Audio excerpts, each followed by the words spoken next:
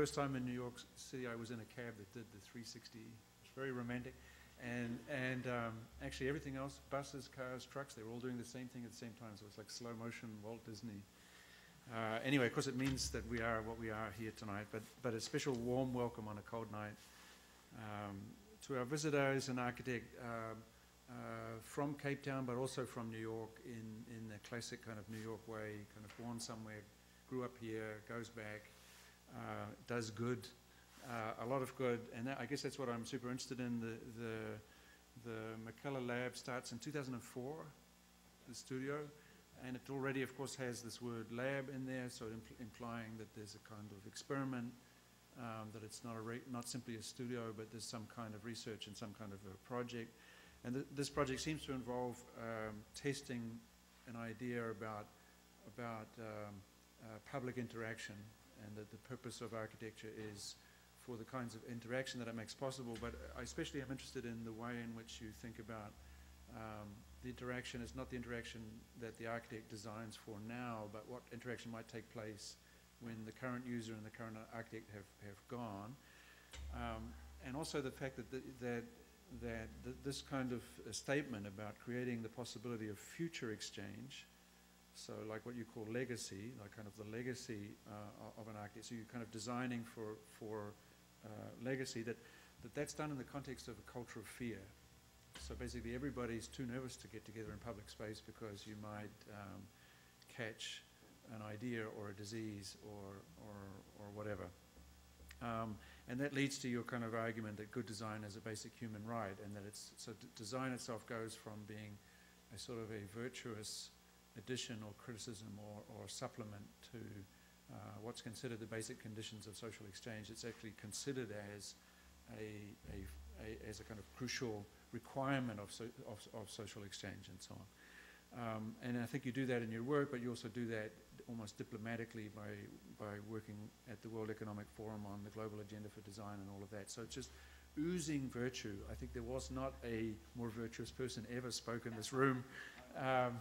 And also an elegant person. And I think that there is also something about the way the world is moving now. Other than in the 60s, to be virtuous meant also not to be beautiful.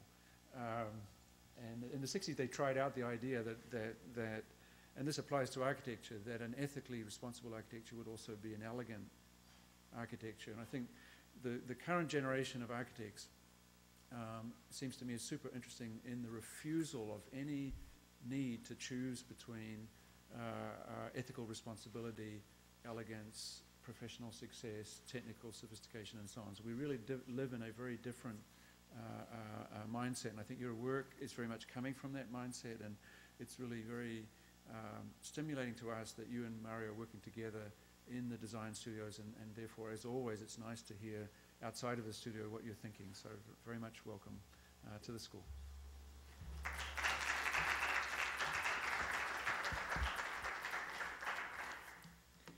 Thank you very much. I'm a bit overwhelmed by the extent of research you've done on me. Clearly the web is a very good device. Okay, let me start by saying the way I've structured the presentations with a short sort of paper which talks to my position on architecture, and then basically a series of projects taken at quite a light cut sort of level.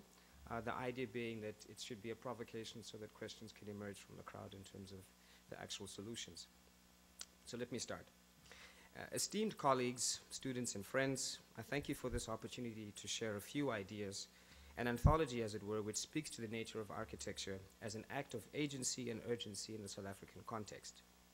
I hold that architecture is a contingent act mediated by contradictory and promiscuous forces which can conspire to diminish the potential of space and the built environment, and yet equally sets the condition for new and multivariate readings of morphology. If we conceive architecture as more than the receptacle of programmed space, elaborated skin, but as catalytic nodes in a physical and existential terrain, architecture can assume political dimension in which the politics of aesthetics and ethics and place can merge into a seamless intentionality. This syntax forms a code, a language in which the message transcends form, but is a tactical conversation of being, knowing, and not knowing. Such intentionalities cannot be calibrated outside of the specificity of context and the indeterminacy of human relationships, where architecture is a dialogue between place and technology, intellectual capital and mythology, power and vulnerability. This metabolism, this delicate dance of design, seeks to find a syncopated rhythm, an eclectic harmonization between the imagined and the real, between the physical certainty of today and the promise of tomorrow. This mode of praxis foregrounds the situatedness of theory as a tool and adaptive informant of intervention and experimentation. But when located in the fragile and vulnerable terrain of scarcity and addressing developmental state needs, design often requires bold humility and often selfless regard. South Africa is a hyper-terrain of flux in which binary and reified readings readily emerge, but the complexity of the socio-cultural condition is in its resistance to fixed coordinates of meaning and possibilities, where, not dissimilar to Heisenberg's uncertainty principle, definitions of architecture in Africa are viscous, temporal, and tangential. This heterotopic landscape is chimera-like in nature. It's defined to monoculture and visual readings of syntax and space. Architecture under such conditions must confront undiscovered vertices of meaning, myth, function, and morphology, and embrace contradiction if authenticity and truth to space, place, and time can emerge. The morphological implications of this epistemological odyssey represents an undiscovered and perhaps alternate terrain in the global context of architectural discourse. Where architecture engages with homogeneous culture and dominant cultural narratives, I would argue that its contextual purpose is simplified through the various publics that encounter the edifice that have been historically empowered to read the text of the architecture and therefore find resonant and immanent meanings. The enigma that is Africa is in its heterogeneous and contradictory landscapes of excess and poverty, cultural misogyny, an untapped abundance and legacy of intentional fractured development. And this enigma is the foundation for a contested terrain in which the nature of an appropriate architecture defies simplistic Cartesian matrices of meaning and perspective, but rather a mutable landscape of innuendo, double entendre, hybrid spatial strategies which equally affirm and deny the creolization of contemporary African culture.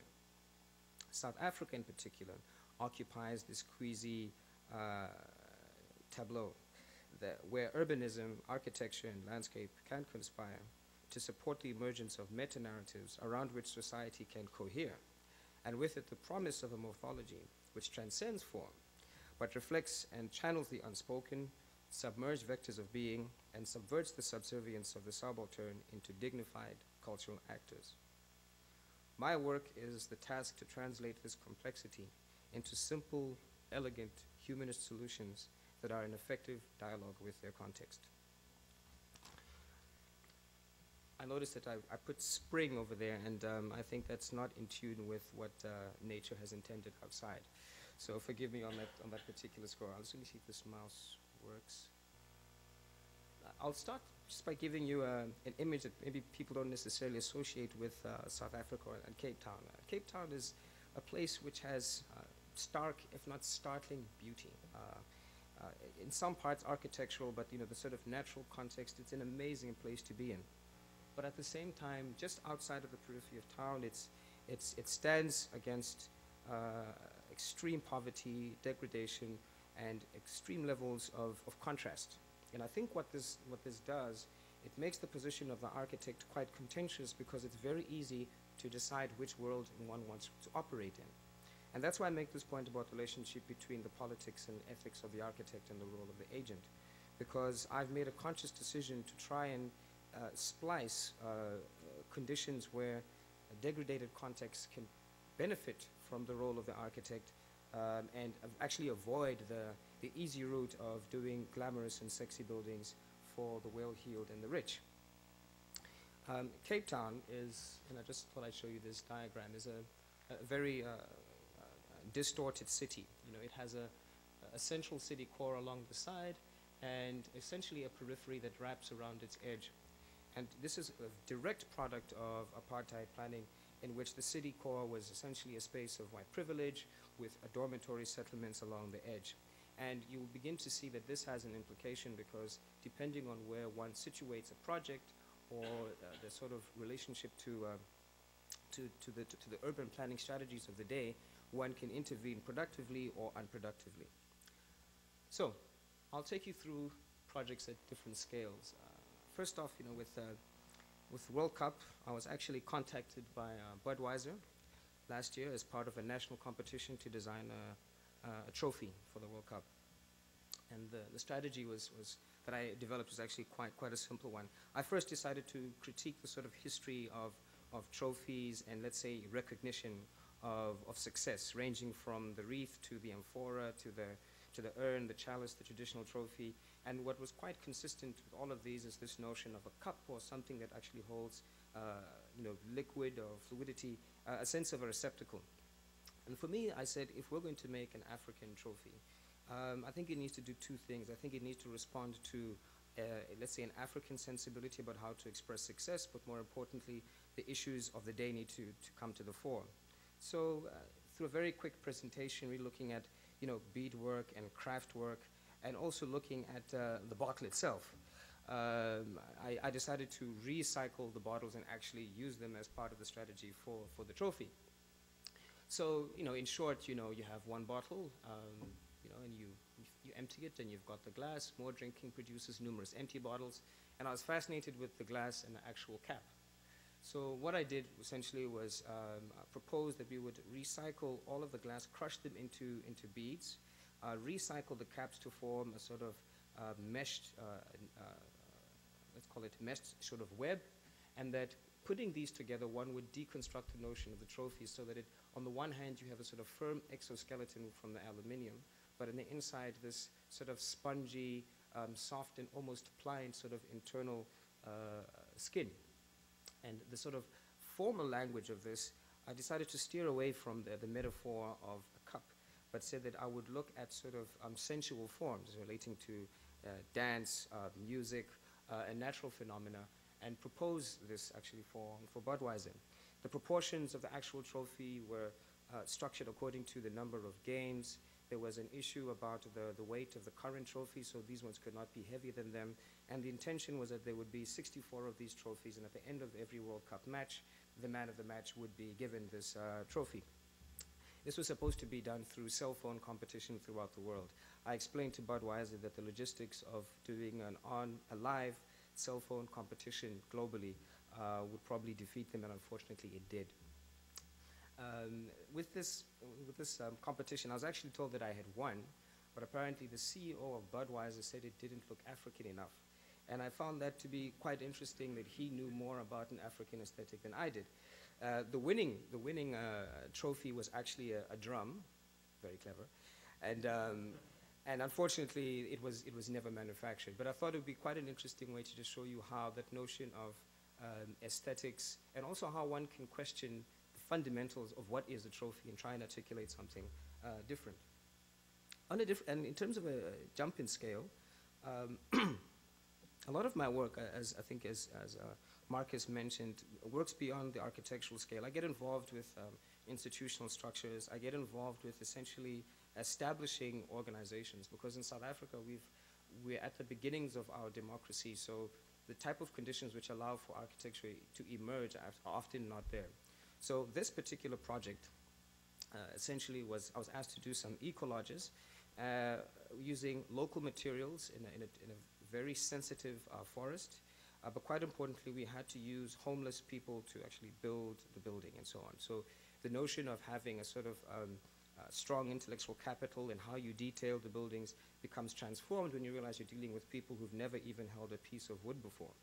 So the exercise here, in part it's responding to context, to wind and so on, but I think the real hypothesis and journey is what type of architectural language is appropriate when the people making buildings are at a almost zero skill level. And this had various implications for the language of the building. The fact that I had to use found materials off-site to actually construct the building, so there wasn't the luxury of me using the sort of typical materials that one would expect. But I think what was very successful about the project, and that stone wall, by the way, we had to demolish it 3 times to teach people how to put a stone wall together, but it seamlessly fits into its context, and there were sensitive trees that had to be avoided. So the design methodology of this project was very much one of sensitivity, one of calm. And I'm quite proud to say that through this project, we trained almost 60 different people, homeless people who now know how to make a door, who now know how to make a window, and they're able to take those skills elsewhere. So the impact of this project is less about its form and more about its mode of becoming. And these are just some other shots. I expect this will be published before the end of the year if everything works out well. Very simple, low-tech sort of solution, but the detailing was quite a rigorous and challenging exercise, and that's an interior shot of the space. All using alien vegetation, by the way, so we tried not to disturb the vegetation that was natural to the landscape. My next project is a police station, and this is a project, my first enclosed building, which won an award. And I'll tell you why it won an award. The police, for various historical reasons, have occupied a very contentious space in South Africa's history. They were often involved as an instrument of the state to repress people. They were not trusted by anybody, and even I, to this day, I still have a shiver down my spine when I see police walking down the street, regardless of their nationality. When the police contacted me about making this police station, they said that we needed a place where we could interact with the public. And my departure point was that I would say that I would make the building not look like a police station. Now, this sounds pretty simple. Up until this point, police stations had slot windows so that you could fire out of them. They had brown brick walls so that you can't actually see the dirt on them. Very defensive strategies, and in fact, all of their buildings were fortresses in the landscape. And I said that, one, this building will actually be fragile. So I'm actually going to make it white so that if dirt shows up, it encourages you to clean it. Second, I'm going to remove all of the burglar bars, which they had on all of the windows, and I would have no fence at the front side. Essentially, I would turn the inside of the station outward and make it a public sort of building. The success of this project is that it has now informed the national strategy for how all police stations should interact with their setting. Not necessarily the form of the building per se, but really that police stations can become part of their context and can afford to be ephemeral and in that way show strength, as opposed to showing strength by having a fortress-like sort of architecture. The staff in this building have loved the building. I go there and visit it often. But the most intriguing thing one of the most intriguing things was when I was dealing with the police superintendent, and I was putting in hand-screw taps and so on in the bathrooms. The police superintendent said, "Don't give the police nice things. They will destroy them. They're all animals." And I said, if you treat your own staff like animals, then they will behave like that. And not only that, they will go out into the world and take it out on ordinary people. So I said, let's make a building which brings dignity to the police, because they are a part of our society and they need to see themselves in a different light. And this building it's a fairly ordinary sort of architectural language, but I think it's quite a departure from the normative way of how buildings were designed. In fact, people have said to me, it looks like an art gallery, it looks like anything else. And I said, well, I'm pleased that the one thing it doesn't look like is the stereotypical image of what a police station needs to be. The little curved end over there was a smoker's corner and a barbecue facility, a sort of place where the police would get to rest. And at the time, there seemed to be no necessity for this, but it's one of the most successful and simple spaces in the whole project. And when last I checked, police persons, that is, have been arguing quite a bit to try and be relocated in that particular station. Greenpoint Stadium is a project which I submitted as part of a competition. I was shortlisted. And what was interesting for me about the stadium, and this was for the World Cup, was its potential in terms of what it could offer society, the local society, that is. And what I did is pretty much a hybrid concept. So there was a relationship between the notion of tree providing shelter, again, craft in terms of beadwork, but the location in terms of a mountain, sky, sea relationship, and the protea, which is our national flower. And essentially the design that I developed, I worked on this with HOK Architects in London, was the notion of a very sort of, again, delicate type of structure. But what was, I think for me, that the main purpose of this form is that you'll see the basket at the base. Where the stadium was proposed, there were actually about 5,000 informal traders who used to trade on that site every Sunday, so it was a means of livelihood for them. So my urban strategy was to make a stadium around which the informal sector could still find a place. In other words, this opportunity to create infrastructure for 2010 did not mean that we had to displace local people, and disrupt the local economy. And I was actually quite proud of the design for that sort of, let's call it social purpose, but also the language of a stadium which doesn't look like a typical stadium. Unfortunately, I didn't win it because I was told the design was too radical. I'm sure you might have seen the current stadium, but I'm sorry to say that the 5,000 people who used to trade there no longer trade in that area, and their lives have been disrupted. So again, this relationship between, what a building can do for its context and its sort of ethical responsibility in terms of understanding its space economy, I think is lost on a lot of people, and I think it's a real pity in a place like South Africa where poverty is almost endemic. So it's quite important to imagine how can architecture help stave off these sort of challenges. I've also intervened in other contexts. This is a community center. Mario actually saw this building.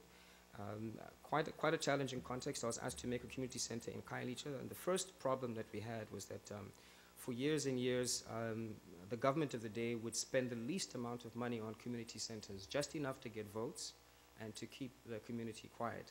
So this project started out with a 2 million rand budget, and I made a very strong and impassioned argument about the role of buildings playing a role of legacy and informing the context, and they increased the budget to about 21 million, which, and it's not that I was chasing fees, but it was really about putting enough investment in a building which was really meant to transform and support its context. And the strategy is also quite simple.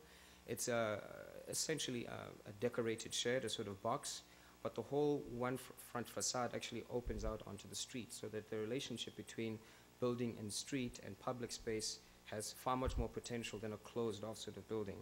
The language of the building is uncompromisingly contemporary.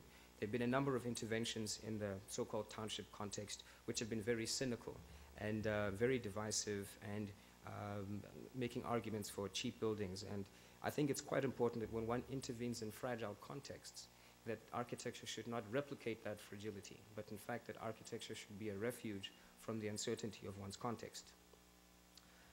These are some of the interior shots of the space. For example, the gabion wall along that side uses a particular stone which comes from Table Mountain, and Table Mountain is quite a beautiful natural feature in our landscape. But why I use Table Mountain stone is that in that area, people often look at the mountain, but they don't have a chance to access it. So it takes on a sort of mythological dimension. So I actually had this idea of bringing the mountain back to the people.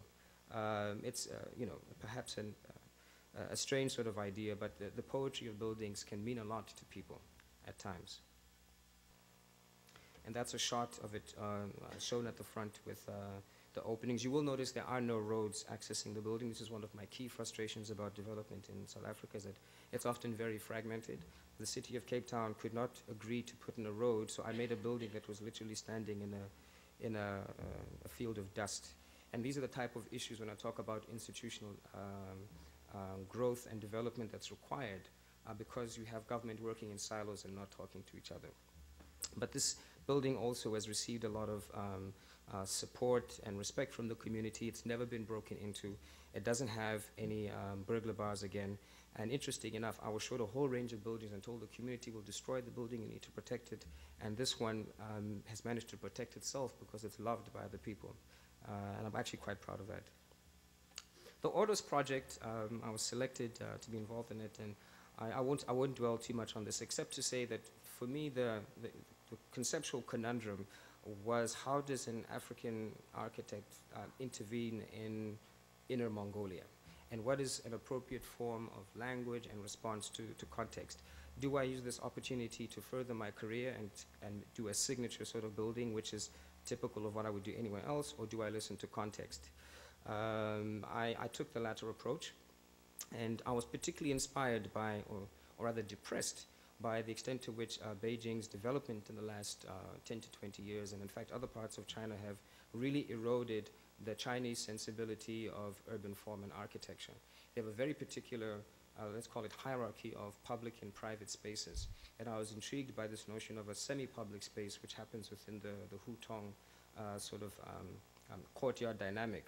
So the building that I essentially did was an assemblage of three elements: line, solid, void, basically a series of cubes which interlock together to form a semi-public space within the heart of the building.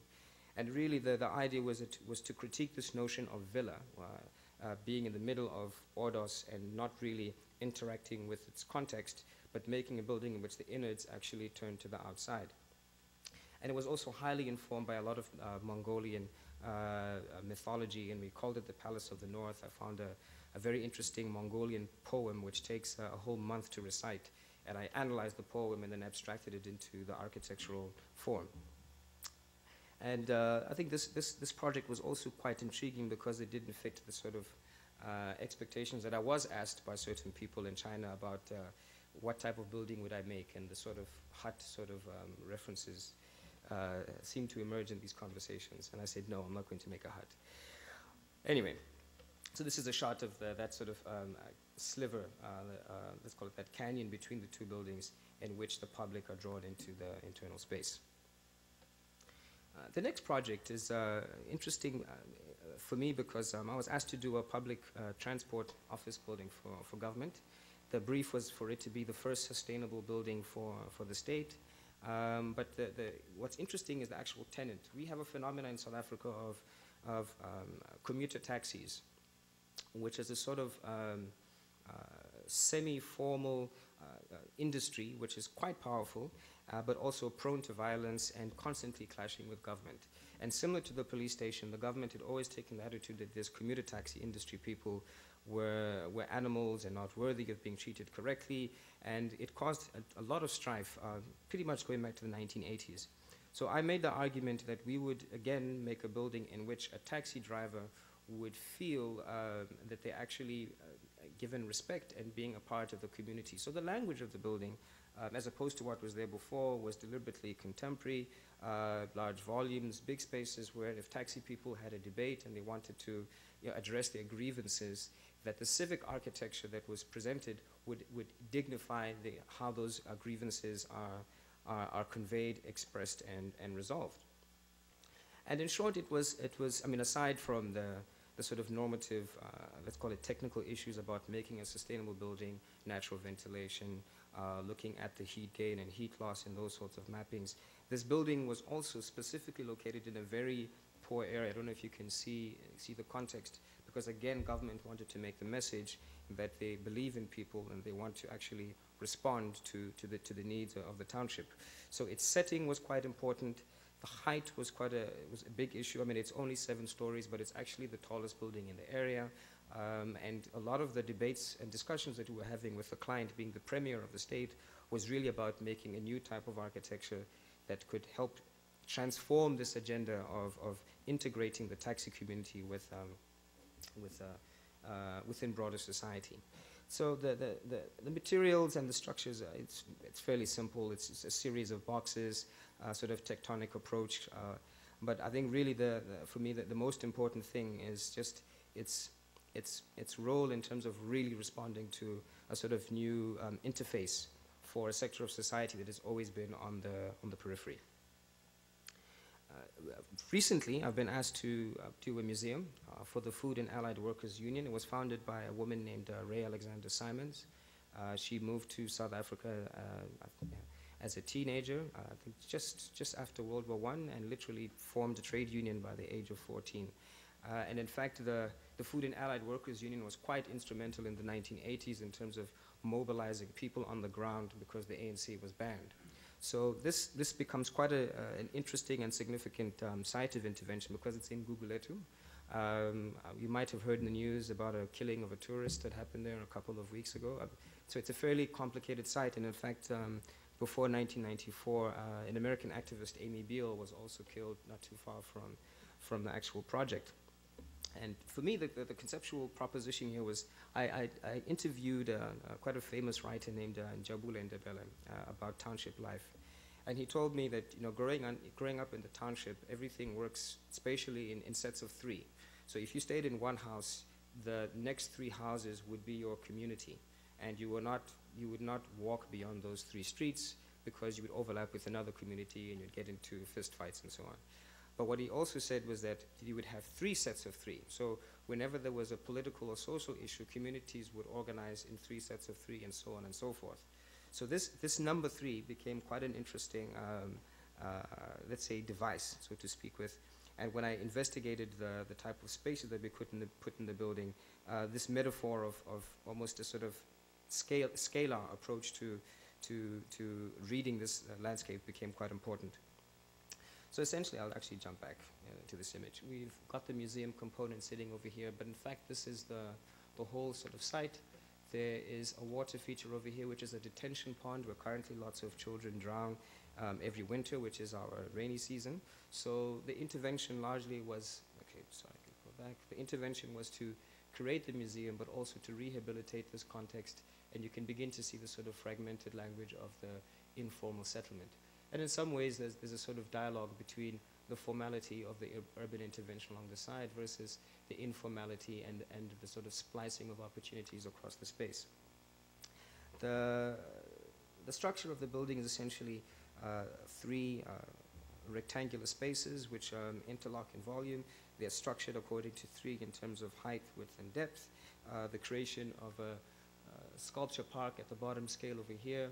This is the existing building where Ray Alexander Simons first held her initial rallies, and then a tower which forms a visual beacon in the landscape, which is actually how you access the whole museum complex by actually coming in from underground.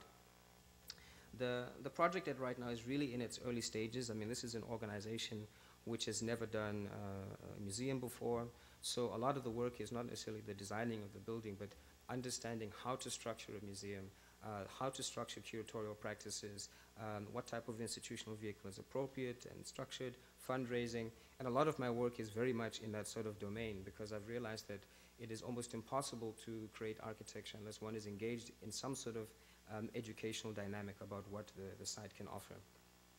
Currently, we've proposed to the city that this major street over here, which is one where I mentioned where Amy Beale was killed, that this would be pedestrianized, the creation of a park along the side, a sort of amphitheater, which would face onto the building, and that effectively we would have a sort of urban renewal node.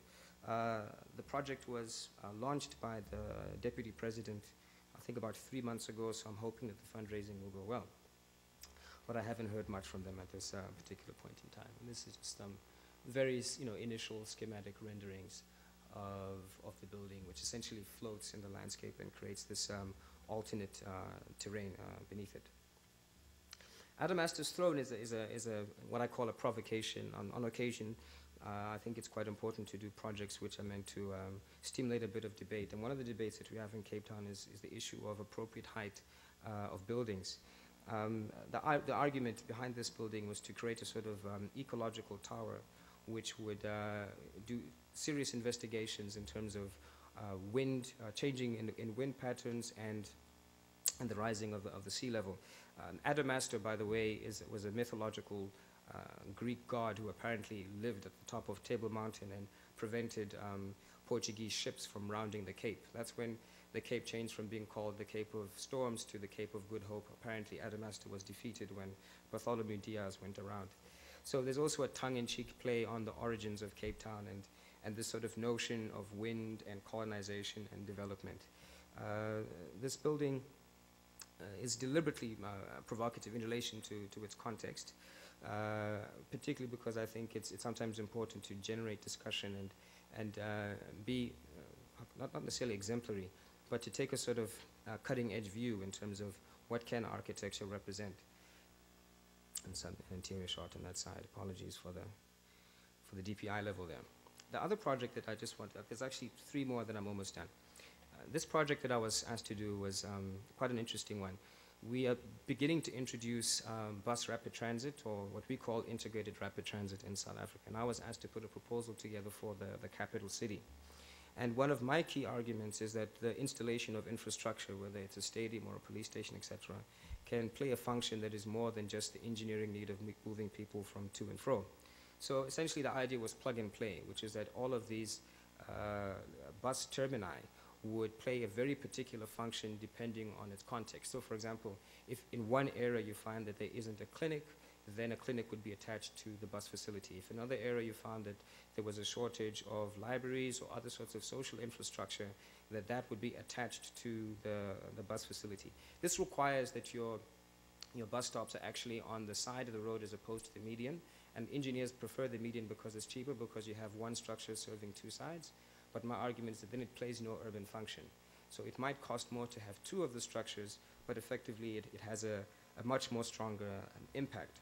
So one of the, and these are just quick examples of what these could be. I mean, this one was looking at adding an ATM with a sort of sculpture park where people could actually climb and do sort of mountain climbing sort of training on the area, charging of electrical vehicles and a bicycle rack, and saying that these can play different functions. The sleeve took on a very different notion where it was attached to a library and also attached to a potential sort of butterfly park, because one of these was located in quite a sensitive ecological area. So all that changes is essentially the scaffolding that wraps around the core structure, this being the basic module, and it being expressed in this sort of fashion or in that sort of way.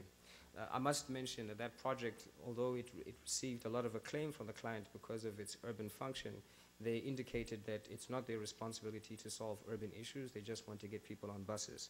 So for that reason, I did not succeed with the project. But I think it's quite telling that the level of, I would argue, ignorance about how to be strategic with investment and design and capital. Cape Town train station, I think, is particularly one of the projects where I think it speaks to this issue. The real challenge of Cape Town station, I would say, had a lot to do with its history. Stations and rail have had a very particular role to play in the evolution of South Africa, in the sense that rail was used as a colonial instrument to tame the landscape, in much the same way that the opening up of the Western United States has an intimate relationship with rail. It was the same thing in South Africa. So we have this quite a famous image of Cecil John Rhodes, who was quite a famous industrialist, with this image of connecting Cape Town to Cairo through rail, and from whom Zimbabwe was called Rhodesia. Now, for me, this is interesting because it shows the different roles that the station has played historically across time. In the 1960s, it was redesigned, and actually the president launched the building and said it's a shining example of apartheid and how we as a society need to live. And just to give you a sense of what that was, there was duplication of everything. There were double lifts, and there were lifts for white people, lifts for black people. There were trains for black people, trains, so the whole infrastructure was duplicated.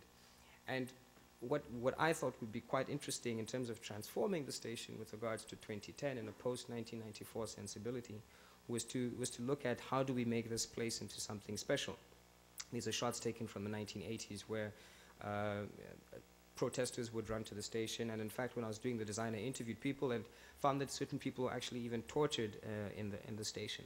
So although at a superficial level it's just a building, it has quite a charged history with locals, and its relationship to its context was quite problematic. So this is essentially what I inherited, a site in which you couldn't walk on the grass, there was limited entry into the building, it was all about control, very poor lighting, and very much treated as a sort of negative space, and it's right in the heart of the city. The crime levels on the station were quite high, but because people don't have access to cars, they had no choice but to go through this facility. So there were a number of challenges in terms of transforming the project. The first urban intervention was fairly mundane, so to speak. It's really about reclaiming the relationship between the city and the station by making a new sort of public space. You can see the value engineering that popped in there. So some of my detailings have changed quite drastically. But what's fascinating for me about this project is that these are shots of how the space is used now. And it's been totally transformed from a derelict spatial condition into one in which people gather and have spontaneous interactions. And that's what interests me about good architecture, when it creates the potential for new interactions to emerge. And when we had our World Cup event with the stadium in the background, there was a very interesting dialogue between the station and the stadium. And we had the only fan mile in the whole country where literally the whole city came alive, and there were parties happening along the route and particularly at the station. And this is a shot of an event that happened in that same space fairly recently. And I show this image because I think it's such a sharp contrast. Now it's become a place of gathering, a place of social interaction, a place of celebration, whereas before it was a place of oppression and a place of negativity. and the architectural intervention in terms of materiality is actually quite minimal. It's just a few key gestures about how do you define the space. Internally, I had a number of challenges looking at particularly the way that the space was structured. There was poor lighting, there were informal traders all over the space, so visual access was quite difficult. There was no signage or advertising strategy. The space was not compliant in terms of emergency evacuation. So I had to develop a design in which all of these sort of problems could be dealt with. And the solution was quite simple. Open the station up to the city, change the glazing, relocate the traders to a new sort of trading market, but essentially, again, have a relationship where as you come off from the trains, you can almost see the city as soon as you arrive. So again, that your sense of journey is that you don't get off into a train into a dark space and then back into the city, but you have a seamless transition. And I think this is probably one of the more successful spaces in the city. People actually come to the station to linger, whereas before that wasn't the case. People wanted to get out of the station as quickly as possible. They've had photo shoots inside there, they've had people gathering, hanging out, and it's without doing any major changes to the overall skeleton or envelope, the space has become far much more amenable to being part of city life. And for me, I mean, if you knew what this was like before, trust me, you'd be as excited as I am. And we were able to accommodate the event also, which is also one of my specific briefs, was to make sure that we meet all the sort of compliance conditions of 2010. Informal traders, I showed you that sort of strange trading unit. I designed a new one that would be used within the main concourse. It's essentially a sphere that closes up and down. This is partly to do with the closing of sight lines, but also that when these are shut, that they also remain like pearls within the concourse space, so that you don't leave it to chance the way in which informal trading begins to interact within the main concourse. And on the station deck itself, we had, as you can see, quite an informal setting. People who trade, and these are largely women, and one of the main problems is that they would trade, they would gather their income, but they had to walk quite a long distance to get to an ATM, so often people were mugged after work. People's goods were often stolen because it was just a trestle table, and also the rentals were quite high. So what I proposed, I worked with an advertising company, and we generated a model together where we demonstrated that through advertising, because of the foot traffic that you get to the station, we would be able to reduce the amount of capital that the individual trader would have to put into a trader unit. And we decided to make a sort of environment in which the traders would be able to trade with more dignity, with storage, security, signage, and actually transform quite a derelict space into a new sort of public realm. This also went through quite an extensive public participation process with about 300 different traders and numbers of presentations discussing and workshopping the design intentions with them. So these drawings are not the architect working in isolation, but there are processes that inform it. And then lastly, at what I call the XL, or the large scale, I've been asked to do a vision for Cape Town Station in the year 2030, and my main brief was to put in the first underground in Cape Town. So whereas I had a 2010 brief, I also had a 2030 brief. Now, one of the key debates that we were having was how do you model a city in the year 2030? And given the fact that most stations are refurbished on a 70-year cycle, essentially the design that I would put in now would need to be robust until the year 2100. So the issue of appropriate densities and particularly from a population perspective and the nature of the economy and all these sorts of things became quite critical, because a lot of the people in Cape Town were quite comfortable with current densities. But we had to demonstrate that the current densities are not only unsustainable from a let's call it an economic perspective, but you need to work with accurate forecasts to scale this project. So I developed the notion of the TOD, transit-oriented development, and applied it onto the site. I mean, it's TODs, obviously, it's international knowledge what that is. But this was also quite transformative, because for the first time they realized that rail infrastructure is an opportunity for housing, is an opportunity for urban densification.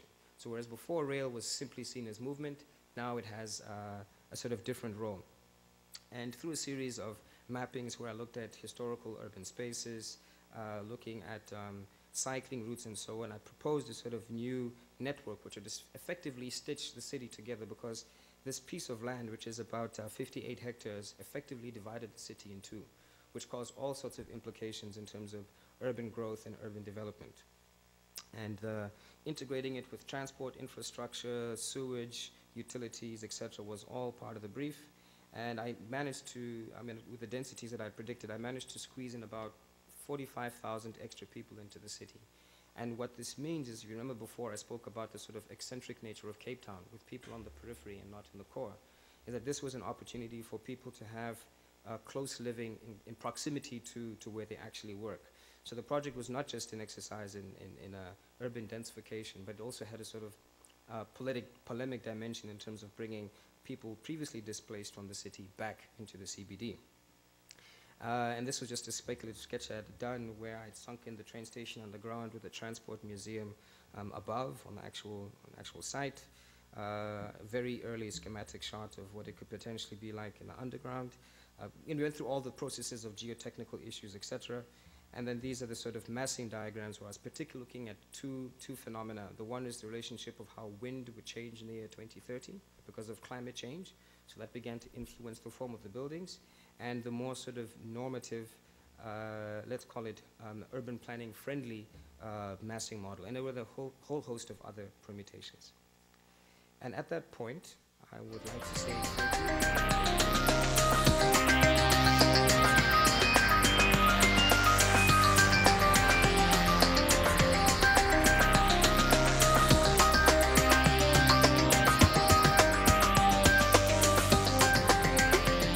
Connected Cape Town is an integrated mixed-use development that seamlessly connects public transport modes, serviced by the full range of low-carbon-intensive transport modes, with a particular emphasis on light, tram and electrical personal transport, tailored towards the needs of the pedestrian.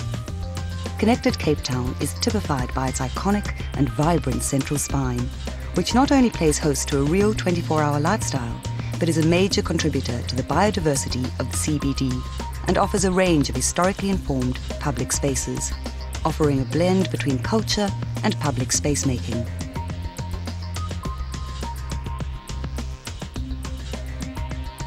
Boarding a train, we enter the Health and Wellness Precinct, Neighbourhood D, housing a fitness park, a public swimming pool, and squash and tennis courts. This precinct offers residents an opportunity to care for their bodies and well-being as easily as they would their economic well-being. Clinics and healthcare centres are complemented by open spaces, a research centre, as well as high-density housing. This creates individuals and communities at work and at leisure who are informed by a value system of mutual respect and human solidarity. Using the many forms of sustainable, pedestrian-friendly transport available on the site, one enters Neighbourhood C. Dedicated as a service precinct, Neighbourhood C offers government services and social services, such as paying municipal bills and daycare and kindergarten respectively. Beautiful recreational spaces and government staff housing make Neighbourhood C a friendly, relaxing and efficient destination. As we move into Neighbourhood B, we enter a site of innovative technical research and education. The spirit of the entrepreneur thrives here, with restaurants, cafes, stores, a food market, and various forms of micro-industry. Complemented by a fire station and a resource centre, Neighbourhood B is an incubator of economic and technological advancement. Neighbourhood A, which lies at the heart of the CBD, houses a cultural centre, a museum, an art gallery, and a memorial park, in line with emphasising the heritage significance of the site. The neighbourhood is also home to the Department of Home Affairs, the South African Police Service, law courts, financial service institutions, as well as high-density urban housing. The seamless integration of the precincts, underpinned by various and diverse transport modes, serves as a connection between our past and our future. A connection between mountain and sea. A connection between rich and poor. A connection of ideas and dreams. It is a place for all, leading the way in an equitable Cape Town. A just Cape Town. A vibrant Cape Town. Welcome to Connected Cape Town.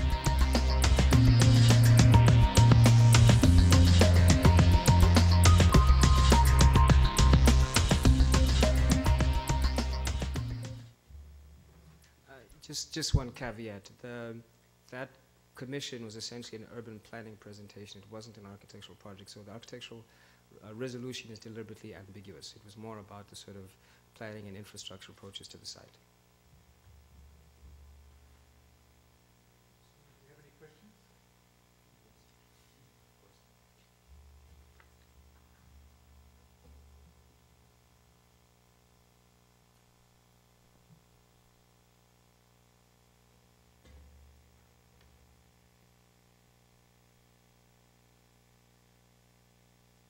Is that a good or a bad thing?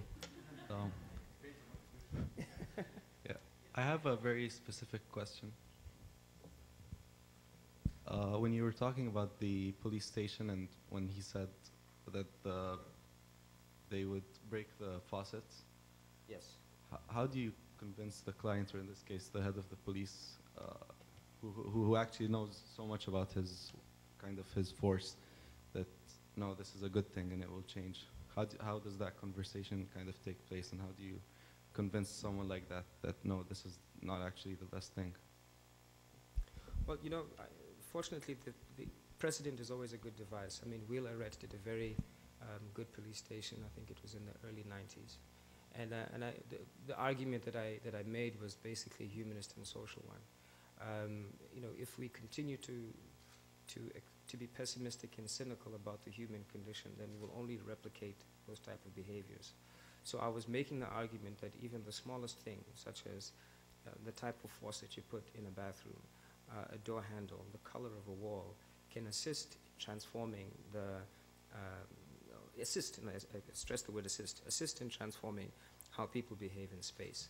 I was also fortunate in that the police themselves were very much interested in transforming their perception in society. You know, they stopped being a force, they became a service, they wanted to be seen as friendly, they had lots of commercials on TV, and I told them that, you know, you can have the marketing image of being a service, but you need to translate that into concrete actions about how do you behave yourselves, you know what I mean? And that goes right down to how you plan that building.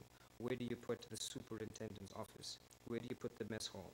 Where do you put the smoking area? Where do you put the cells? All of those type of decisions can reinforce a new way of being for the police. And at the end of the day, it's also just being dogmatic and explaining your point through different arguments. You can't just be emotional. You need to have precedent. You need to have research, but you must also have conviction. Because if you're unsure of what you're trying to do, people will not pay you to do that. Yeah. Over here. You mentioned you mentioned twice in 2 of your projects that external people from different parts of the world didn't think or thought of a certain African aesthetic. What would you say the sharpest difference between the internal African aesthetic is versus the worldview of it? Look, first off, I think the notion of an African aesthetic is a contentious idea. Africa is far too large and far too complex. That's why I said in my paper that simplistic readings about what is an appropriate African aesthetic will fail, because we have examples of modernity, we have examples of contemporary work, we have huts, we have the pyramids in Egypt. So I think it's more important to talk about the type of field of relationships that are set up by architecture as the form of the aesthetic. So my buildings are very much predicated on how they influence how people behave, whether it looks modernist or it looks curved. You know, for me, the aesthetic is the aesthetic of human interaction. Now, contrast that with like the trophy, for example, where I consciously made a form which did not look like a form which was African, but it could have come from any place. But I think the sort of, the way that I sculpted it, it was very different to the sort of rectilinear and structured and sort of precise geometries of a typical trophy. I've been asked in many forums about what is an appropriate architectural language and aesthetic, and what can that be. And I admit that, you know, my subjectivity, my training, my background perhaps colors my particular perception of what that is, but I'm far much more interested in architecture in which responds to contextual needs, and sometimes those needs are not form related, but they're culture related, they're institution related, they are socially related. And how can architecture play more than being an enclosure, but actually become a catalytic intervention point. And sometimes, like for example in the Cape Town Station forecourt, the architecture is almost absent, but it makes a space which is entirely different from what it was for the last 40 years.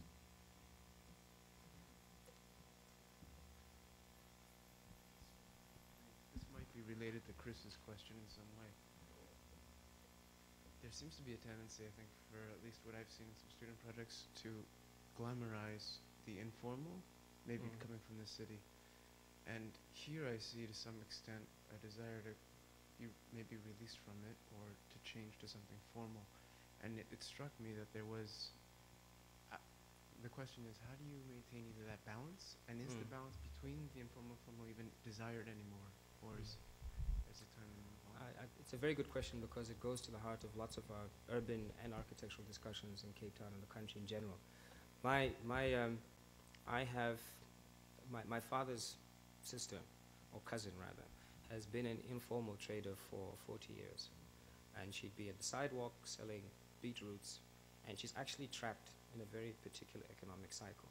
And I think it's very easy for us to take the liberal position and to romanticize the trader on the sidewalk who has ingenuity in terms of how they're navigating the city and surviving.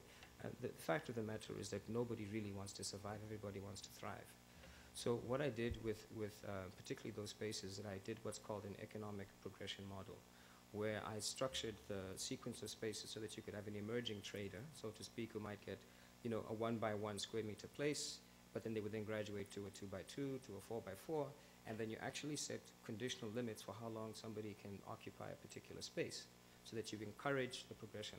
I don't have an aversion to the formalization of informal context, as long as it's done with sensitivity. And I'm also not keen on gentrification in its brutal form. But I also have a lot of caution about romanticizing poverty and romanticizing the native and going through the township and saying this is so cool, and then freezing those people, and I use those deliberately, in a form of suspended animation in which we glamorize the township. And I stand in a minority on that, because many people will talk about how sexy the township is and let's keep it as it is, but they would never stay there. So. Yeah. But I just wanted to ask you a question, and maybe that is related to Esteban's question about this relationship between the formal and the formal. What struck me about your projects is the degree to which they are all essentially interventions in the formation of a kind of, or remaking literally of a public sphere, of an introduction of a public sphere for an emerging nation, essentially. And you talked about South Africa as a developing nation, and the desire for a level of humanity within that. But I was wondering, like, how in your projects do you negotiate that pressure of maybe private development and privatization and neoliberalism within a country that clearly is very industrialized and is a global banking concern, and so what is that balance between let's say that informal economy and the formal economy that exists, that's already in some respects globalized? Sure. I mean, I don't have many private clients. Let me first say that up front. My people know me as working in sort of social space. But I make an argument that just because I'm working in the social space, it doesn't mean the architecture doesn't have to be sophisticated and advanced. I also write in the Cape Times about this sort of issue about how to mediate the forces of commerce, which can be quite brutal in South Africa. I mean, we have really wealthy people and places of incredible excess, and it's very easy to lose one's ethics and participate in that world and ignore the huge swathe that is around oneself. I wouldn't say that I've found a balance in my practice as yet. A lot of my work, some of them are hit or miss. I think they're experiments, they're ideas which are incomplete, and I look back on and they haven't worked. But I think as much as clients choose you, I think the architect also has the right to think how they choose their clients and the type of work that they do. And I think that would reduce a lot of the conflict. On Cape Town Station in particular, it was a very difficult project because, at first we started with a sort of social intervention. It was a government project, and they were very keen on all the ideas.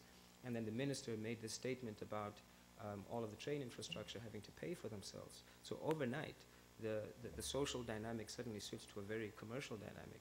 In fact, this presentation, you'll notice that I deliberately dropped in words about culture. I never spoke about the offices that need to be there, because I was trying to provoke the client into understanding their cultural, social responsibility. Can balance ever be found? I don't know. I mean, you'll come to South Africa at some point. The differences are so stark that sometimes the only way to try and find balance is to swing at the opposite end, and do your damnedest to be as much as a counterpoint to the current prevailing condition.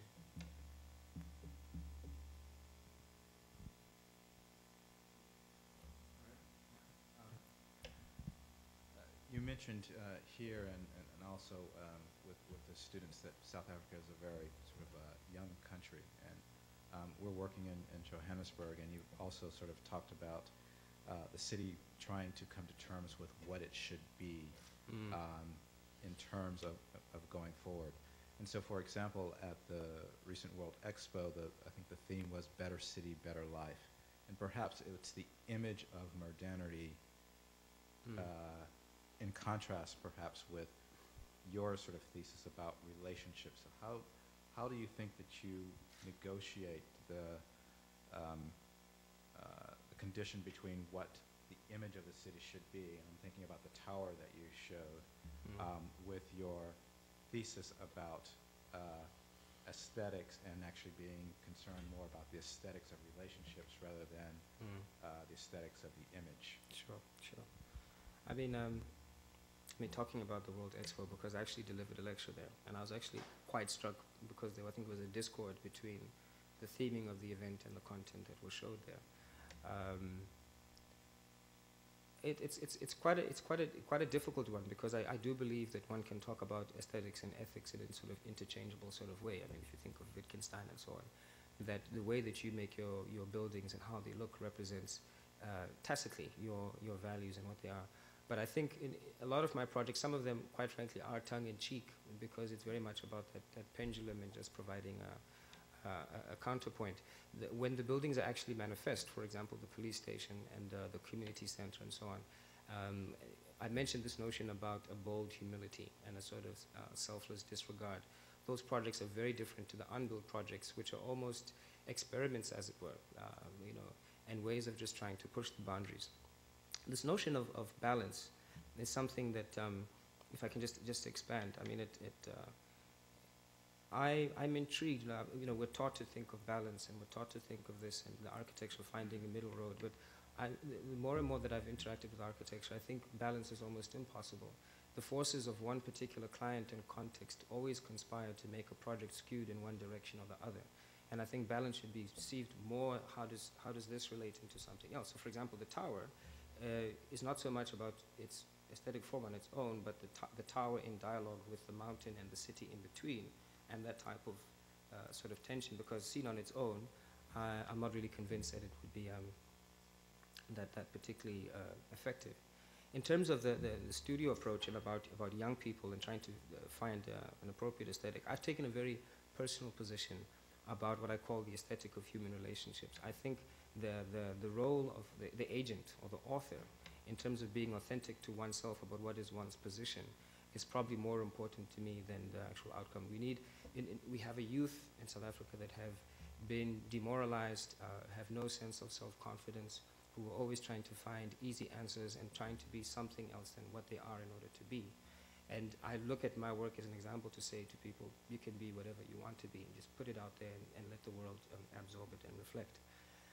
So what I would say to our students, particularly this issue of Johannesburg and so on, and how to intervene in a very foreign context, I think it's critical to read the context as best as one possibly can, but to bring one's subjectivity to the table and let it be confronted by difference and so on. I don't know if that partly answers what you're saying. Yeah. I have a question about the last project. The 2031. Yeah. Yeah. Because that's an incredible new density for Cape Town. Yes, it is. So, yeah. I know over here it looks, looks very, very low normative. You know, normative, it's quite radical. Yeah. Yeah. So I'm curious about the response to that, and also in relation to something I should know more about. I kind of lost track of what happened with the right to a house, where, once South Africa changed. And I know that has been sort of hugely controversial, especially since all those houses were sort of little houses. And For sure. Right. And so the polemics of your new project in relation to what's happened with the right to housing and whether that's succeeded or failed in any way. The 2030 project is very controversial for those very reasons, because you see a lot of the urban planning paradigm is about 3-story dwellings and so on, but if you actually map the potential density of the CBD according to that versus a strong and vibrant economy, we should be looking at buildings that average 7 to 10 stories, et cetera, et cetera. So what we have is this sort of conundrum where people like the way Cape Town looks now, but they don't understand the economic implications of freezing development in its current form. You'll also see that on the diagram, the buildings are far much closer than average, because the research that we've shown is that with climate change coming in, wind and the sun is going to get far much stronger. So we're going to have a climate which requires buildings that are much closer together in the future than they are currently now. And that also was a point of contention, because everybody wanted the wide sort of rolling Ramblas boulevards. And I said, listen, look at the climate. And again, responding to context. On the issue of housing, last year I was appointed, the only architect, I've been appointed the advisor to the National Minister of Housing. And we've had long discussions about this issue of the right to housing versus the right to houses. And the proposal that I put to him is that he needs to, at some point, either in 2012 or in 2014, because the ANC has to make a decision on this, they need to actually start engaging the public in explaining that there simply isn't enough fiscus or capital to maintain this culture of everybody getting a house, and that a new type of urbanism needs to evolve. And I've argued that the government should be involved in making what I call incubator housing opportunities. Again, create rental stock. You can stay in it for 4 to 5 years, and then you should be encouraged to move on so that young people can come in. And that's quite a big political debate because of the promise of 1994, everybody gets a house and this. But the reality is that, again, the numbers are not pointing to the current status quo as being sustainable. Yeah. But you're absolutely correct. The first project has been quite interestingly controversial for a number of reasons. Yeah.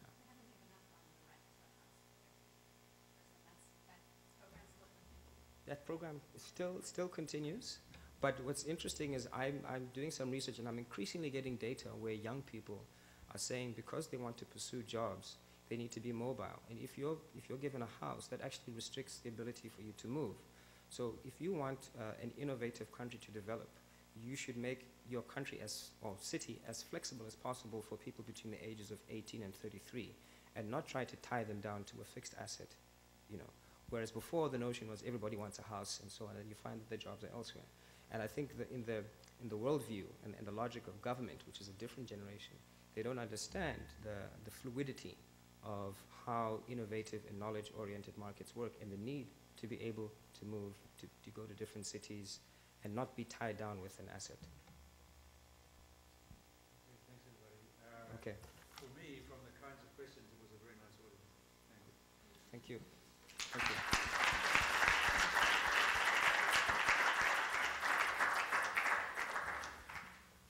I apologize if it was a bit long. I didn't. Was I over? No, it's good.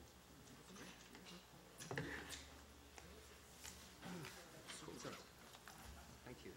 Thank you. Thank you. That's actually how that's been. You have no idea. No, it's really good. It's really good. I appreciate that. That's my hat.